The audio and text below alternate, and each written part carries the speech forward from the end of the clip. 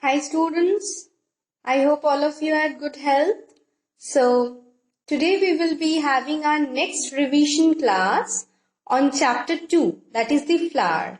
Okay, in my last video I have explained you the different parts of a flower, the function of different parts of a flower, then types of flower, pollination and its type, and agents of pollination. So today in our revision class, I will be explaining again to you the parts which you can see I have already written on the board, so that while you read your chapter once more and practice with your question answer part, you can have a better recapitulation of it and better understanding of it. So let us start, student. So students, you can see I have kept a flower over here. Okay, and flower is actually what? Flower is actually a reproductive unit of a plant. Reproductive unit means what? Which takes part in a process that will give rise to new kind of plants. That means this flower takes part in fertilization. That means fusion of male and female gamete to produce the zygote, and later this zygote will give rise to a new plant. But before going into that process, we have to first learn about that the different parts of a flower. As you can already see, I have separated this part. I have already separated this green color part. Now this is known as the sepal. Now sepal, what is the function of sepal? As I have already told, it protects the flower in the bud stage, and also as it consists of chlorophyll, that is why this part takes part in photosynthesis also for preparation of the food. Now this colorful part which you can see, this is the petal or the corolla. Now this is the colorful part of the flower, and it is never green. It is never green. It can be red, it can be blue, it can be white, it can be pink, any other color also, orange also, but never green. And since it is so colorful and attractive for vision, it attracts the pollinators. Pollinators like butterfly, insects like ant, and so many, so that pollination occurs followed by fertilization, which I have already discussed with you in my previous videos, learning videos. Now you see, I will be opening this particular part and showing you the internal parts also. As I have already told you, the sepal and petal are the non-essential part, means they mainly are there for helping the plant to protect the internal parts. That is the androecium and the gynoecium. So let us see in details what are the different parts that a particular this flower possesses. These are the two parts of the plant, that is the sepal and petal. I have already opened the part by dissecting it, and I have already placed it over here. You see, this is the sepal, this is the petal. And since it is a bisexual flower, what is bisexual flower, students? Bisexual flower means flower which possess both the androecium and the gynoecium. We can see over here this yellowy powdery mass which is present over here. This is the what? This is the pollen grain which is produced from the anther, and this long structure you can see, this is the filament. This is the filament. Again, at the top, this portion is known as the stigma. It is the place where pollen grain lands in a flower. And inside the stigma, we get a long slender part which is known as the style. And this long slender part, this rounded swollen part, you can see this is the ovary. That means inside this flower, both the androecium and gynoecium is present. Therefore, hibiscus is an example of bisexual flower. So let me dissect the part and show you that what are the parts that this particular flower consists of. Now students, just have a look what I have already shown over here by dissecting the part. You see the stigma. This is the sticky part where the pollen grain lands. This is the stigma. Okay, I have dissected the part and I am showing you that inside this particular flower, both the female part and male part, reproductive part is present. That is why this is an example of bisexual flower or hermaphrodite flower. Now, after stigma, this long slender part which was enclosed within this is the style, and at the bottom, if you can see at the bottom, okay, over here is a swollen part. I will be showing you again. This is known as the ovary. Okay, now this stigma, style and ovary, this together are forming the female reproductive part of flower, that is the gynoecium. Okay, or you may call it pistil also or carpel also.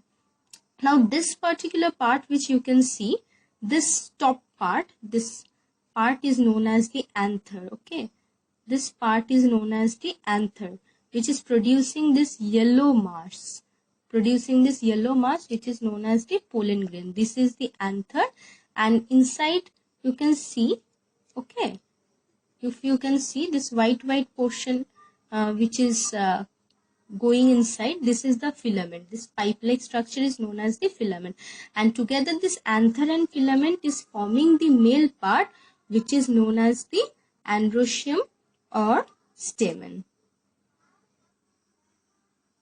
Now you can view it more properly. You see, this is the stigma, this portion is the style, and the style is ending into a, see, I have opened this part and I am showing you, this is the ovary, and if you open the ovary, we will be getting the rounded structure, that is the ovule inside.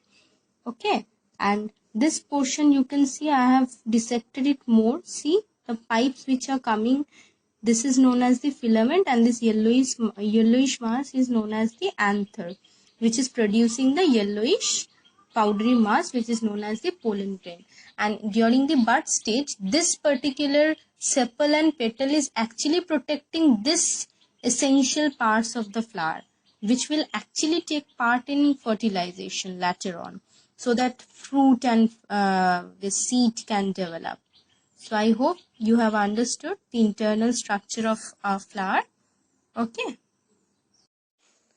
So this is the part of a flower. You can see already, as I have already told you, that a flower is the reproductive part of a plant. That means it takes part in reproduction, it produces fruit and seed, and when the seed is dispersed after the fruit becomes mature, it gives rise to a new seedling.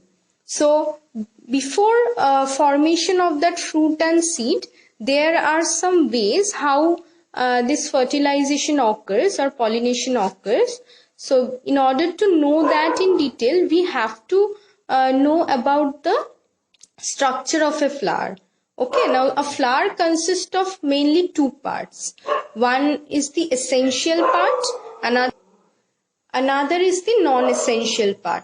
Essential part means what? The androecium and gynoecium, without which the flower will not exist. Okay, and non-essential part means which protect this androecium and gynoecium. Okay, this non-essential part is also known as accessory structures. Now these parts are sepal and petal that protects this androecium and gynoecium. So mainly the flower consists of mainly four parts, that is androecium, gynoecium, sepal, petal. Now androecium is composed of anther and filament, and gynoecium is composed of stigma, style, ovary, ovule. And over here is a green color part. You can see this is the sepal, and this colorful part which is known as the petal. Now let us discuss one by one in details the different parts of the plant as well as their function.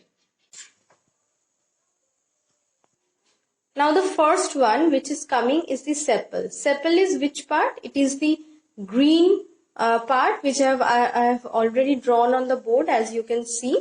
It is the green color part, and I have also shown you.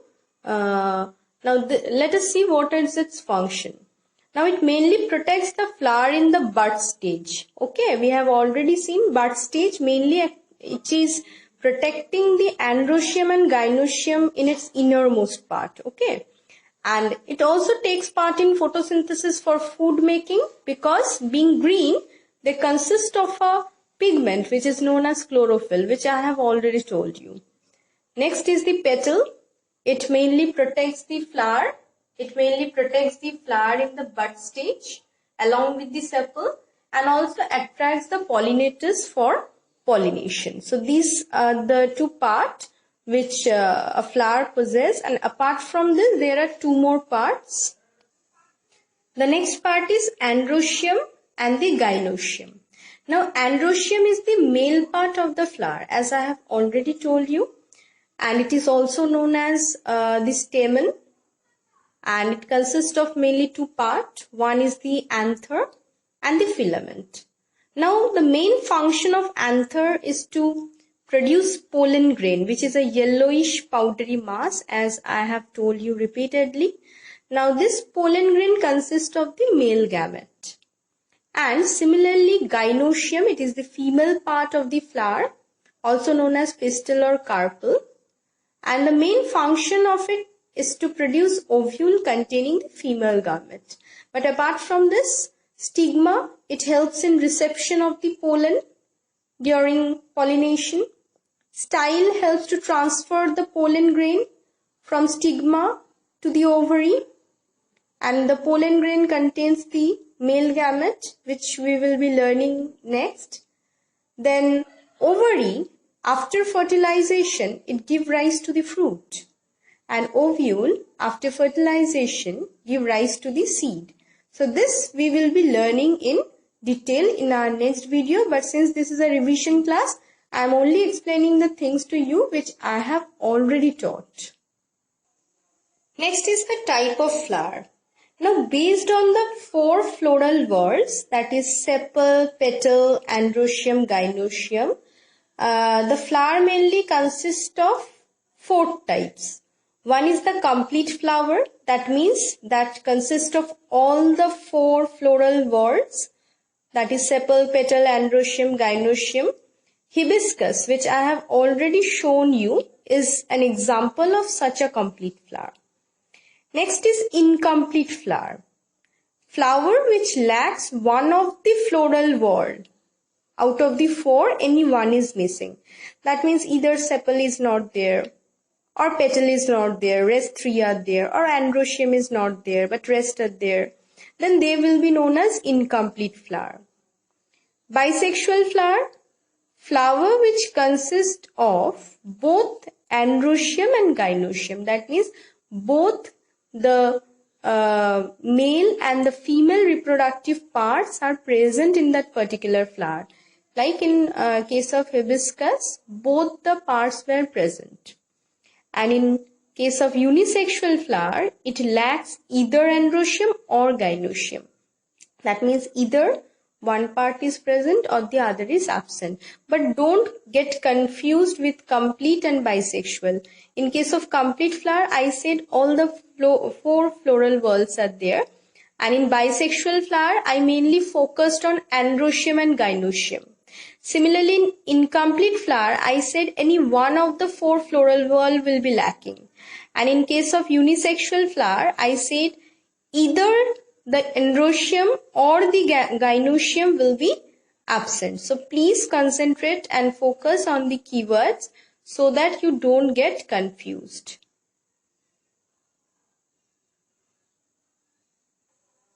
Next is pollination. Pollination means what? It is the transfer of pollen grain from anther to the stigma of a flower.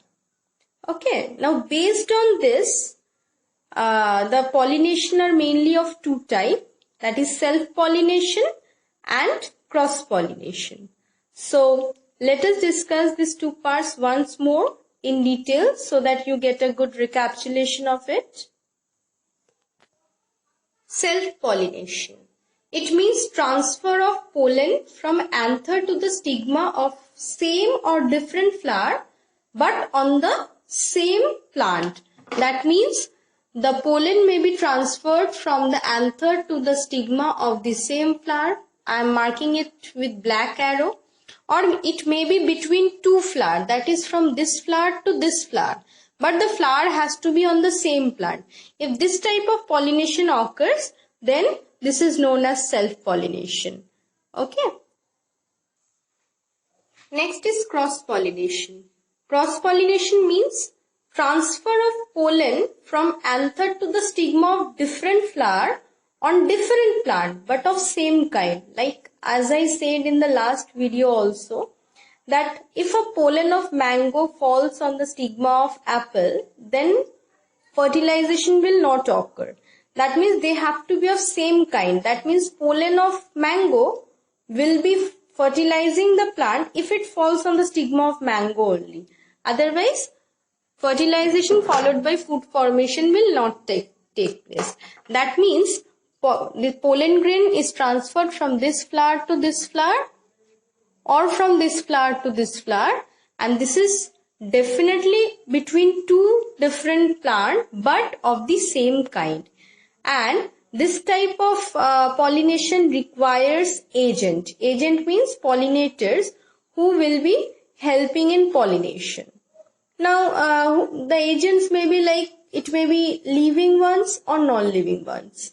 Like in case of non-living ones, wind, water, this act as the medium of pollination. But if pollination is occurring by means of butterfly, ant, or like bird, it may be elephant also. Okay, then this type of pollination will be brought about by living pollinating agents. So let us discuss in details that how these pollinators are actually helping in the process of pollinating the flower. Okay, so let me discuss one by one.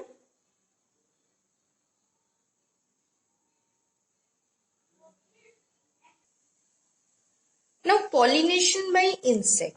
Now, pollination by insect requires some of the characteristics of a flower so that it gets pollinated by insect. Like, first of all, flower has to be large and showy.